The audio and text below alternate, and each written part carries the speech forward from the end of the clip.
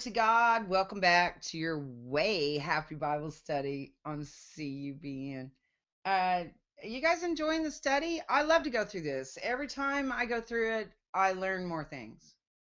I'm probably not pronouncing a lot of these names right, so forgive me on that. I just got to wing it, where these names are concerned. Hi, Denisa. Hi, Tom. Glory to God. Okay. Getting a little dry throated here.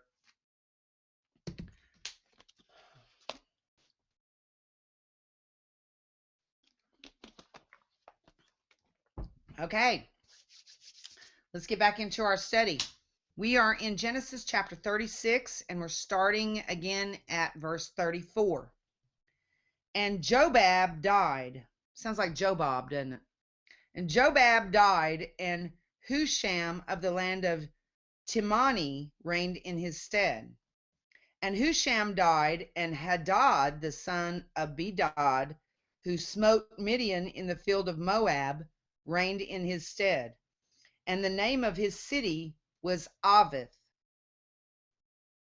And Hadad died, and Samlah of Masrekah reigned in his stead. And Samlah died, and Saul of Rehoboth by the river reigned in his stead. And Saul died, and Baal-Hanan, the son of Achbor, reigned in his stead. And Baal-Hanan, the son of Achbor, died, and Hadar reigned in his stead. And the name of his city was Peu, and his wife's name was Mehetabel, the daughter of Matred, the daughter of Mezahab. And these are the names of the dukes that came of Esau, according to their families, after their places, by their names: Duke Timnah, Duke Alva, Duke Japheth, Duke Aholabama, Duke Elah, Duke Pinon, Duke Kenaz, Duke Teman, Duke Mibzar, Duke Magdiel, Duke Iram. These be the dukes of Edom, according to their habitations in the land of their possession. He is Esau, the father of the Edomites. So now you have heard the history of the Jordanian kings, okay? And they are the ancient Edomites and Moabites. Chapter 37. And Jacob dwelt in the land wherein his father was a stranger, in the land of Canaan. These are the generations of Jacob. Joseph, being 17 years old, was feeding the flock with his brethren, and the lad was with the sons of Bela and with the sons of Zilpah, his father's wives. And Joseph brought unto his father their evil report. So the sons of Bela and the sons of Zilpah, see, all of the sons of the handmaidens, they have a harder time following God, okay? And Joseph brought unto his father their evil report. Now Israel loved, and it's talking about Jacob, Israel loved Joseph more than all his children, because this is he loved Rachel. And this isn't your favorite Bible study, Gary? All the names and stuff. Yeah, I know, but it's going to get better. All right. Now Israel loved Joseph more than all his children, because he was the son of his old age, and the son of Rachel, whom he loved. And he made him a coat of many colors. And when his brethren saw that their father loved him more than all his brethren, they hated him. They were jealous of him, and could not speak peaceably unto him.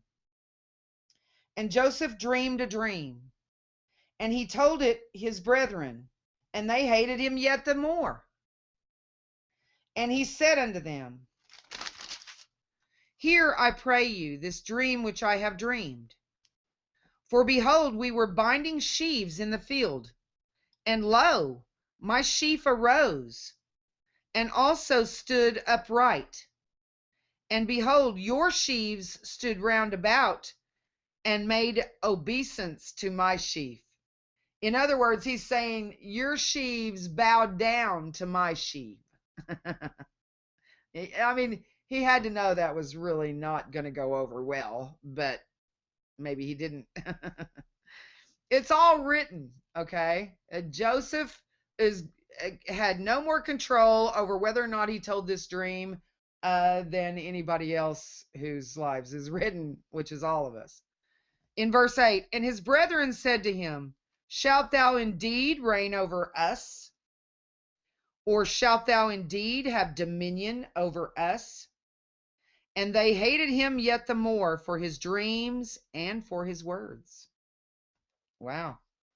And he dreamed yet another dream and told it his brethren. He doesn't learn very fast, does he? And said, behold, I have dreamed a dream more.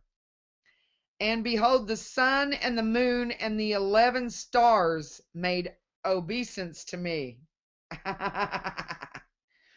And he told it to his father and to his brethren. And his father rebuked him and said unto him, what is this dream that thou hast dreamed? Shall I and thy mother and thy brethren indeed come to bow down ourselves to thee to the earth? And his brethren envied him. But his father observed the saying. He was thinking about it. And his brethren went to feed their father's flock in Shechem. And Israel said unto Joseph, do not thy brethren feed the flock in Shechem? Come, and I will send thee unto them. And he said to him, here am I. And he said to him, go, I pray thee, see whether it be well with thy brethren and well with the flocks.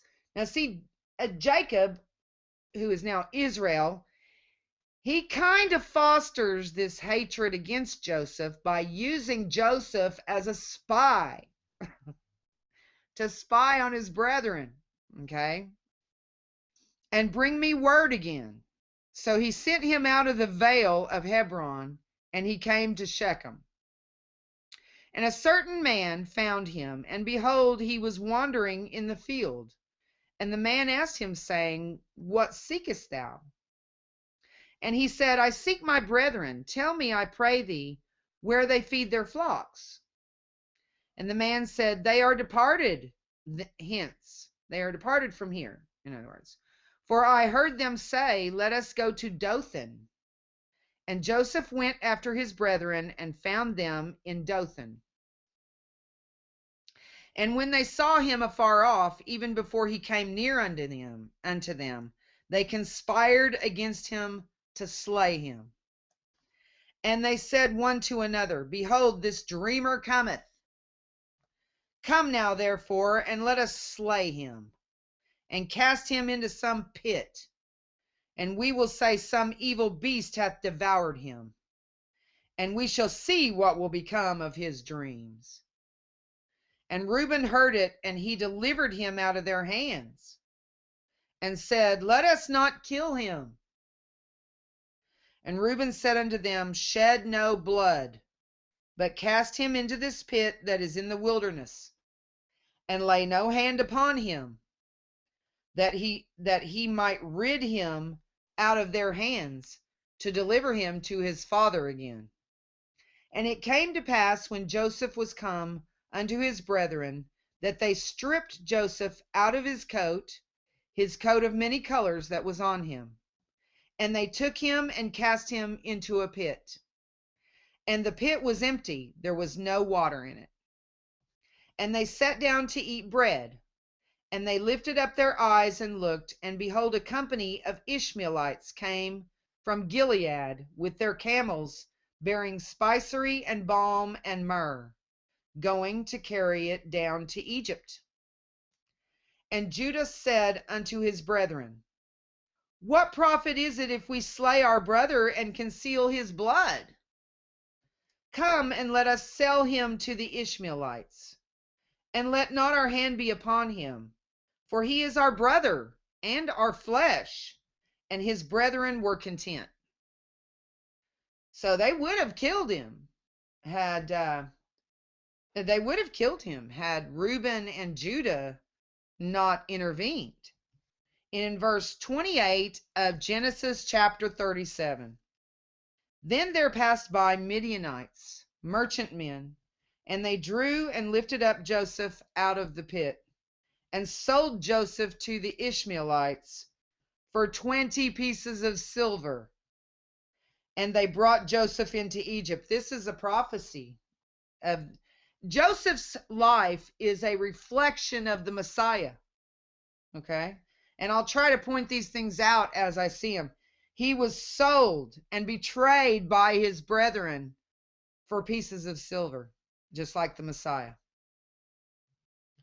And Reuben returned unto the pit, and behold, Joseph was not in the pit, and he rent his clothes. And he returned unto his brethren and said, the child is not, and I, whither shall I go? Reuben doesn't know that they sold Joseph to the Ishmaelites. And they took Joseph's coat, and they killed a kid of the goats, and dipped the coat in the blood. And they sent the coat of many colors, and they brought it to their father, and said, this have we found. Know now whether it be thy son's coat or no. And he knew it, and said, it is my son's coat. An evil beast hath devoured him. Joseph is without doubt rent in pieces. And Jacob rent his clothes, that means he tore his clothes, and put sackcloth upon his loins. Wow. Sackcloth is very rough and itchy. And he's putting it on his loins. That's going to be very, very uncomfortable for him. But that is the whole purpose.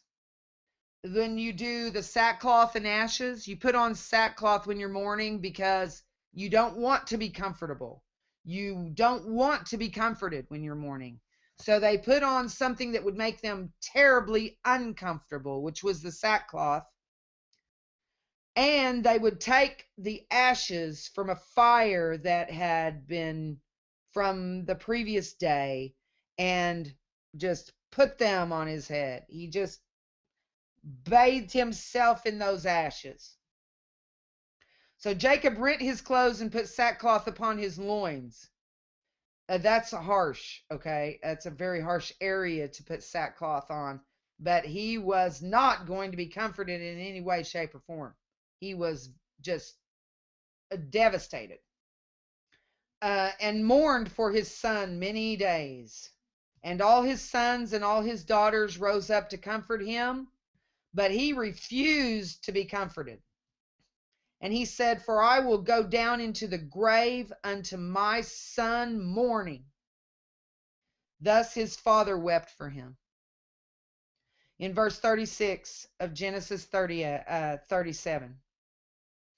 And the Midianites sold him into Egypt unto Potiphar, an officer of Pharaoh's and a captain of the guard.